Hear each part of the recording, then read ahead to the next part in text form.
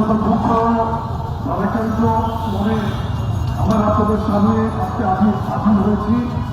যুবদলের আরেক সাহসী সৈনিক মহিলা, যিনি কলাবাগানের 16 নম্বর ওয়ার্ডে রাজনীতি করতে খুব সাহসী সৈনিক ছিলেন এই জাতীয়তাবাদী আন্দোলনের, দেশ রক্ষার আন্দোলনে।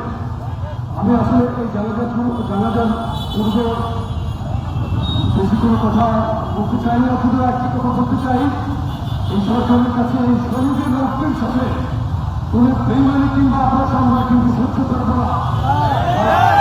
এই বাংলাদেশকে স্বৈরাচার মুক্ত করার জন্য গত 15.5 বছরের আন্দোলনের এই অত্যাচার থেকে বাঁচার জন্য বিএনপির যে সমস্ত নেতা করবে পর্যায়ক্রমে রাজপথে রক্ত দিয়েছেন, শহীদ হয়েছেন, প্রত্যেকটি শহীদের বিষয় আমাদের কাছে আছে।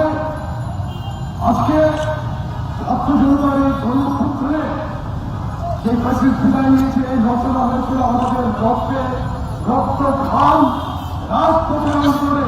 যে আন্দোলনে আমাদেরকে নেতৃত্ব দিয়েছেন বিএনপির ভারপ্রাপ্ত চেয়ারম্যান ডক্টর তারেক রহমান। আমি শহীদ নয়নের একটা মাত্রার কামনা করছি এবং তার পরিবারের পাশে থাকার সবসময় পাশে থাকার অঙ্গীকার ব্যক্ত করছি। মহান আল্লাহর কাছে নয়নের জন্য, নয়ন মিয়ার জন্য, শহীদের জন্য জান্নাতুল ফেরদাউসের মাকাম কামনা করছি, দোয়া করছি।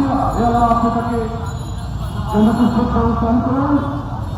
আর তার পরিবারের শহীদত্ব পরিবারের প্রতি আমাদের সম্বোধনা রইল। লালমনিরহাটে তার এই লাশ নিয়ে যাবে। অত্যন্ত নিরীহ এলাকা লালমনিরহাট, ওই এলাকার জনগণ অত্যন্ত নিরীহ কিন্তু অত্যন্ত স্বাধীন চেতা। এখানে আন্দোলনের রংপুর ব্যাগে অনেক রক্ত ধরেছে। এর মধ্যে অন্যতম শহীদ আবু সাঈদ সহ সমস্ত শহীদের প্রতি আমাদের সমবেদনা এবং মাত্রা জানিয়ে আমি আমার বক্তব্য শেষ করছি। আল্লাহ হাফেজ, বাংলাদেশ জিন্দাবাদ। এই বাংলাদেশের আন্দোলনের দিনের মানে যারা শহীদ হয়েছেন সকলের শহীদের আত্মার প্রতি লক্ষ্য কামনা করে বক্তব্য শেষ করছি।